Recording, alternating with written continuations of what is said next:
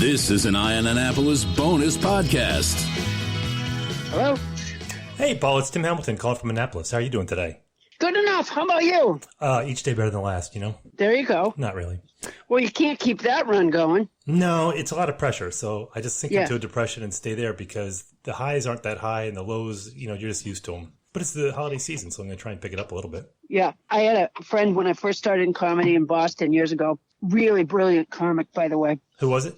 His name was Mike Donovan. I know Mike Donovan. And he never left Boston. Nope.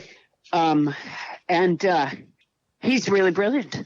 And I would see him in the clubs, and he was always very depressed. And I would say, hey Mike, how you doing? He'd go, I just want to be a 5. I don't want to be a 1. I don't want to be a 10. I just want to be a 5. The secret is to keep everything manageable. Just keep, a 5. You're not going to disappoint yourself. That's kind of that's the stratosphere at that point. I respect that.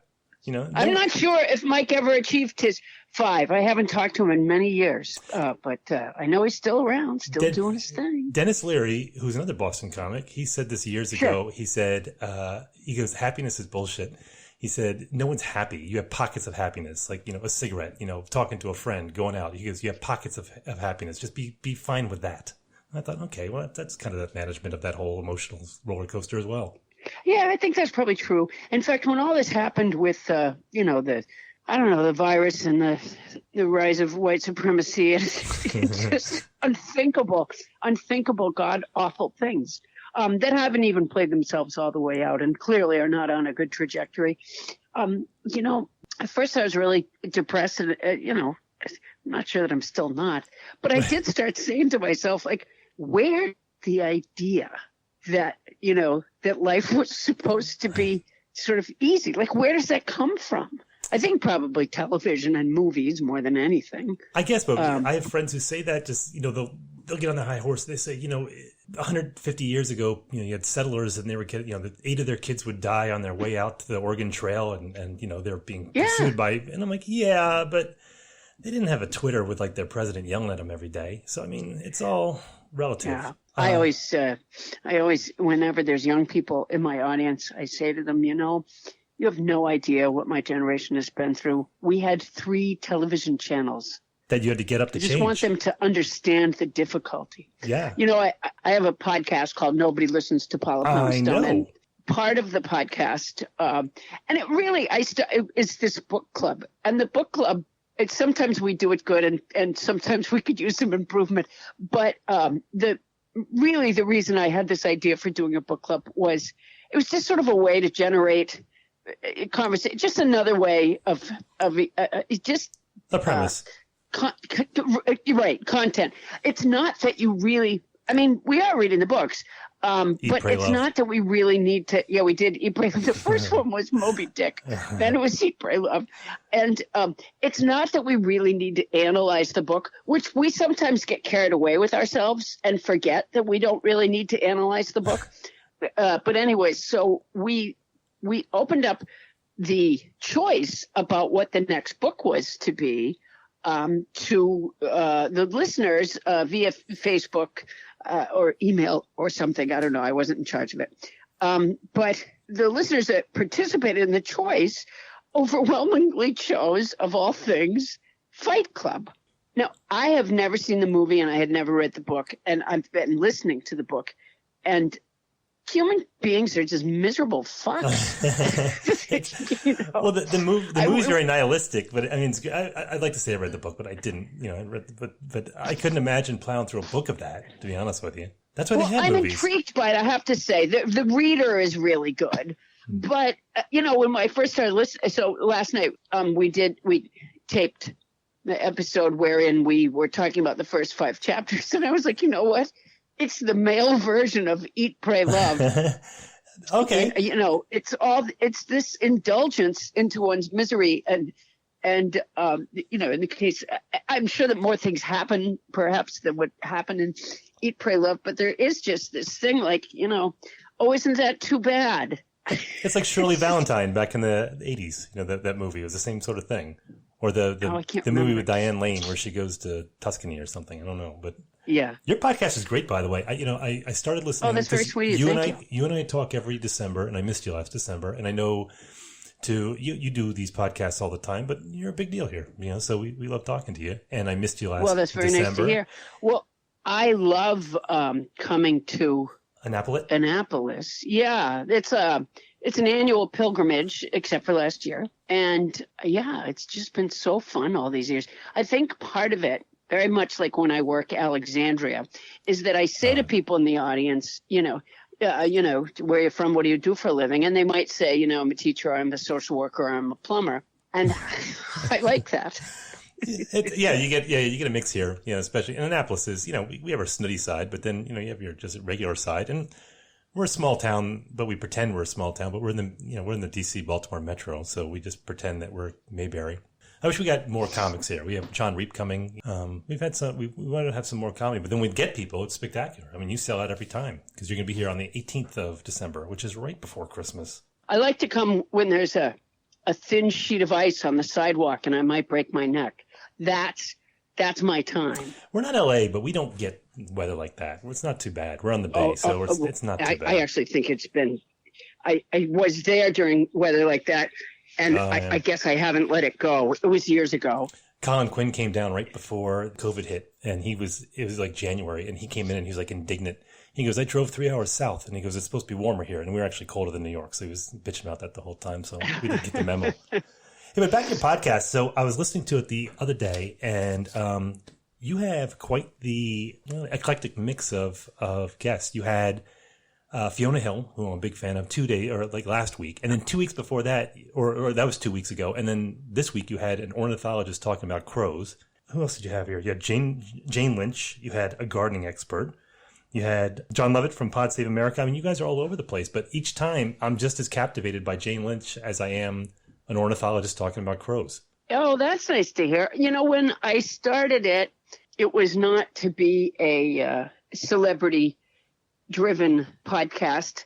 I just wanted somebody that was going to come on and tell you information that's, that's helpful to have, that's going to come up in your life. And the only reason I started having like an actor or actress on, because then I decided that I would have this section where someone came and helped me learn to audition. And then I had the added bonus that I write the scene for us. Right. I can't remember. You were singing a song in a couple episodes ago. It seemed kind of like freestyle rapping, except you're singing.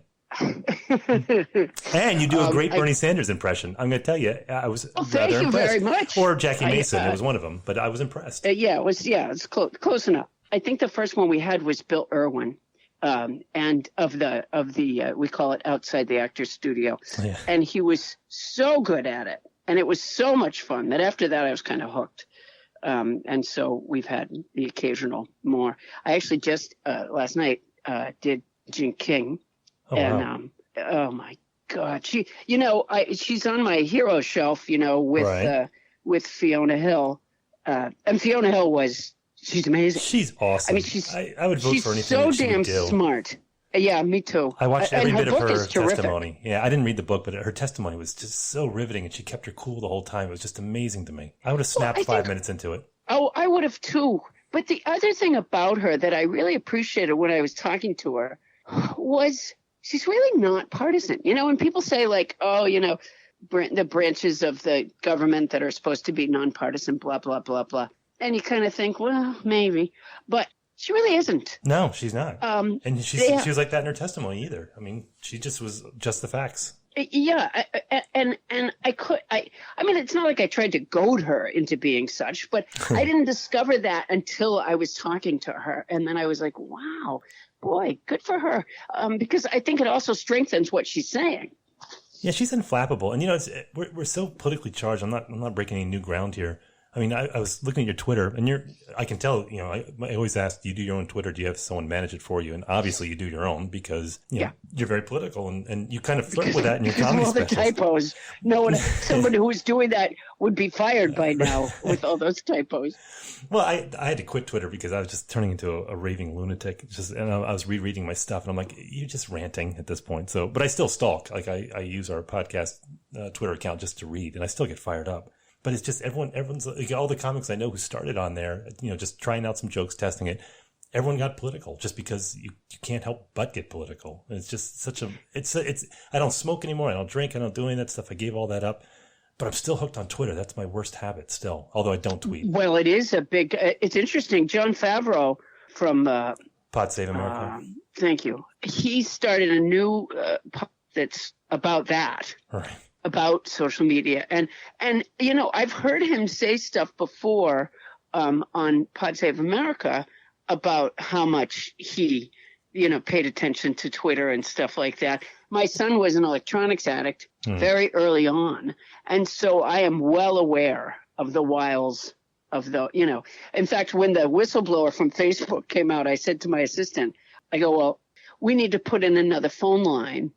Because I know I'm going to be getting a lot of phone calls of people apologizing to me because they didn't believe what I was saying when I was telling them about my son's problem. And surely they're going to want to call and say, line up. Sorry, you were right. Well, yeah. I have a teenage daughter, and I didn't have a teenage son, too. And, he's into, like, gaming I'm okay with because he's with other boys. But my daughter is just, I get really, really worried about it. She's 17, going on 18, and it's just...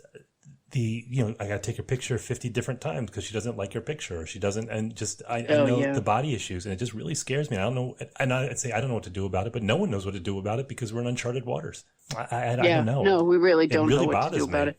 Gaming is how my son went down. Which one? My son. Oh, gaming. Yeah. Gaming was really. Like what? It's staying up all night, cheating, lying to be able to get to use the silly, stupid thing, stealing so that he could go buy stuff when he was forbidden to have stuff, and ultimately just plain wouldn't go to school anymore. Oh, my God. So he was deep in. That's an obsession. Yeah. Oh, man. Yeah. I don't feel as bad right now. It's an addiction. And the difference is, people will talk about, well, it's not like drugs and alcohol. Well, it's very much like drugs and alcohol. Addiction is addiction. But the difference is we don't generally give our child, a glass of alcohol or heroin when they're 3 or 4. Yeah, they got to be older for that. Yeah. I foolishly put him in front of a computer because I thought I was giving him a leg up. They were sold to parents and educators as educational. Sure. And they're not. And so by the time I recognized there was a problem, it was because there was an enormous problem. And it just went downhill from there. Yeah, you're right. I mean, addiction is addiction. I mean, it's all the same thing. It's the same neurotransmitters. It's the same, neural pathways. Except for at least when you're older, you know what the word means. Yeah. Whereas when I would say it to him when he was little, and it occurs to me that I don't think he's saying. But, everything in your brain tells you, you must have that thing. He did gymnastics for years. But before, the coach was always saying to him and the other boys, focus, right? And, he'd already been in gymnastics and we were on our way to a meet one day. And maybe it was his first one, actually. And I said to him, don't worry about it. I said, you go and you do your best. And have fun and stay focused. And he said, what does focus mean? And I really had to laugh at myself because I can't tell you how many times that kid had been told to focus by that point in his life. And it never really occurred to anybody to explain to him what the word meant. And I imagine the same was the case because he started gymnastics when he was like 3 or 4. So oh yeah. I guess maybe they would. I had a roommate that had kids many, many years ago. And I remember that I would say to her kid, I would say, well, remember when we did the blah, blah, blah? I mean, that's a word you would say to your kid, but he was real little at the time. And every time I said it, he would stop and sort of be looking off into space. And I realized later that I'm not sure that he knows what the word remember means necessarily, but by mentioning the scene that I'm asking him to remember, he is in fact remembering. So he's standing there thinking about remember when we went to get the candy that time? Well, he is in fact remembering when we went to get the candy, but he would get the funniest look on his face. I'm like, oh my gosh, he's a verb. Are your kids out of the house now? All of them? Yeah. Good for you. Yeah. That's awesome. Well, I dream about that. Know, yeah. Well, you guys still got the cats. You got like 43 cats. Right? Well, I have 10 cats and 2 big dogs. Yeah. Parenting, we have a kitten now. No, I meant to ask you that. And so we have 3 cats, and our house smells like a litter box, and it drives me crazy. Yeah. How do you stop that? You just have to accept it. Oh, you have to accept it. I finally accepted it. I mean, I have 10 cats. I sift it 4 times a day. Why do I have 10? Yeah. Well, I often explain to people that I had 11 and 1 died. Gotcha. But it really is the other way around. I had 16, 8 died, and then I got 2 more. They all die at once? I like them. They're fun. They're fun. I ended up getting these 2 kittens in the spring, and I hadn't gotten a new cat in years. And the herd had thinned a good deal over the years, so I was down to 8. And my daughter said to me, "It's like you don't have any." And I don't know. Somebody reached out to me. Their neighbor's cat had kittens, and it's just somebody that knew actually, and wrote and said, "Hey, do you want kittens?" And I did, and I really had thought I would never get any more. And I got to say, especially in the midst of the stay-at-home order and the depression of just all that's gone on, It was joyous. You got to figure at this point your neighbors are just tossing cats over your fence, going, she'll take care of them. I could have. Yeah, I don't know if I'll do. I don't know. I tell myself I won't do it again. They are, even as kittens, they are pretty goddamn destructive. But my house is now just shredded and flawed. I have Adirondack chairs in the living room. I just gave up on having upholstered furniture. Just beach chairs. I've never owned a couch anyways because I never wanted a couch. I just gave up. I just went, okay, you guys can have it. And so I live in their house basically, and I take care of them. But it's nice for the occasional petting. I enjoy that, and they're funny. I got those 2 kittens. They're from the same litter. One's black and one. The black cat would, they play so fast. So the black cat would like chase the tortoiseshell cat out of the room, and a couple of seconds later, the tortoiseshell would chase the black cat back into the room. And I'm like, that is a great joke, and I will fall for it every time. Speaking of jokes, I listened to your new album that you just released last month. That was Paula Poundstone Goes to College for One Night. I got to say this, I'm going to kiss your ass for a second. No one does crowd work better than you do. I just love listening to your crowd work. I'm looking at the titles of some of the tracks is A Guy in the Audience or The Woman in the Sweatshirt. And it's like, I can tell right away it's crowd work. It's just fantastic. Oh, that's very sweet. Thank you. The truth is that is the audio from an HBO special from a long time ago. It's That's funny. Right. I listened to it. It had never been released, and then we had the opportunity to do that, and so we did. I can't remember if we edited it. I don't recall anymore. There was some reason I needed to listen to it. And what's really funny is, I guess I saw the show like a long, long time ago when we were editing the original, when we were doing the original HBO special. But this was the first time I'd heard it in 1,000 years.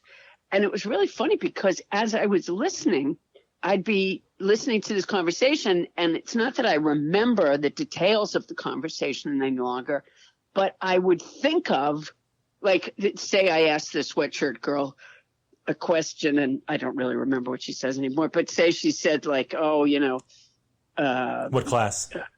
What's your teacher's name? Yeah. If she said something to me, I would think of a joke while I'm listening. I would think of what I should say next, and then it would turn out that is what I said next. So yeah, my instincts are the same. It was just so fast, and at one point, this is probably when cell phones were in their babies, because this is probably early 2000s, I guess, and you called her roommate up on the cell phone, which is hilarious. But I mean, it's just that's a risky move in a live show. That could go either way. I was impressed. My son used to call while I was on stage, He didn't do it on purpose. I mean, he called on purpose, but he didn't know where exactly I was in my day because of time zones and things like that. And he was little. Right. And I always left the phone on in case there was an emergency. And so I would answer the phone, and then I would say, I'd talk to him for a couple seconds while the crowd was waiting. And I would say, it's my son, hold on. And then I would say, do you want the audience to say goodnight to you? And he would say yes. And the whole crowd would say, goodnight, Thomasy. So you had comedy clubs raising your children. Nice. Theaters. Theaters. Sorry. No, our theaters. Yeah. Yeah. No, I get that. I know you kind of keep us on your list because we're pretty small, but I'm glad you do. I think I might work 4 clubs in the country anymore, and they're all music clubs. And Annapolis is one of them. Alexandria is one of them. And then that's probably the Birchmere. And then that's a great venue. It is a great venue. I really love it there. And then there's a couple of them up in Maine that I was just at. That's Bob Marley territory up there. Yes, it is. Yeah. There's a lovely little place where they in fact have music called Jonathan's in Ogunquit, and I'm lucky enough to usually get to go there twice a year. I mean, it's funny because now we really don't know what we're going to do. I mean, if I was just there and it was great, and I hope to return, but one of the things that the last couple of years have taught me, and it was a rough lesson, it just never occurred to me that something so big and so bad could happen. No. I just never, maybe it's better not to live a life of dread, but, I thought, there's a possibility I leg or something, right? And that, I'm disabled for a little while, but, it will be a little while. But this idea that, it's, there can't be theater shows anymore because people will, because it will spread a horrible disease. Wow. That one never even occurred to me. Well, especially for comedy shows, because look, I can work from home. Everyone else can work from home and just pick up, but you're not going to be at-home comic. It just doesn't work. And I know that some comedians tried the Zoom thing. It just you can't do it. So I know a bunch of comics, and they were just bouncing off walls for the last year and a half. Not just because of the money, but just because they're social animals. They got to be out there. They got to be on stage, and they were dying. Yeah, I did a bunch of. I made comedy videos right away when I first came home because, again, I had no idea. I saw your workout videos. Yeah, I did workout videos. I did these. I did Miss Nancy, who was teaching online to first graders. Mm-hmm. I did. I think I might have done one more. I did a couple of Joan of Arc's, and I did. I did a Cooking with Rhonda. Some of which were characters that I had done a long time ago. Miss Nancy was new, and then the workout video thing was new. But I did those just to cheer people up. I mean, I thought, at the time I thought this was going to go on for maybe a couple of months at the most. We all did. And I thought, people are so freaked out, I'll do this to cheer them up. And then it became clear that I had no income. it was a bitter pill. And I started looking at that bank account and go, wait a minute, it's got to let up soon. No, the news came with a jolt, I'll tell you. Yeah. I was like, wait a minute. Well, you're on full tour now. Oh my God! Let's see. I'm very busy. You're in now, York, Pennsylvania, like on Friday, and then you're down in Florida for a few days or like a week, and then you're in Connecticut, back up, then back into California, and then back into Iowa. I don't want to tell you your business, but your manager might want to look at a map here and just kind of make it a little more. Yeah. Well, yeah, we don't believe in routing. I never have. I remember I used to have an agent that was, that booked music. And he could never understand how I worked. He was always saying, why didn't I go out for 6 months and then come home for 6 months? And by the way, that's a horrible idea. Yeah. But he just did, because if you're booking music, well, they have a van full of equipment, right? Or, so routing is very important to them. Whereas for me, it doesn't matter at all. No, you're not bringing anything with you. So I guess it's easier. It's right. I flew home to California one time from Florida hours, and then I went back again. because I wanted to see my cats. I just wanted to be at home for a little while. You're in the bathroom? Yeah, I was home. I mean, I was at my house for 2 hours, and then I had to go back to the airport. Did you really? I couldn't do that. Yeah. I mean, if I fly once every 2 months, I'm bitching about it. Well, I was younger then. I don't think it hurt my back as much. Whereas now I feel like an old hinge when I'm on an airplane. I feel like my hips must make a sound now while I'm sleeping. They must hear like a. Well, because they crowbar you in there. I'm 6'3", and I resent planes. Oh my gosh, it just drives me crazy.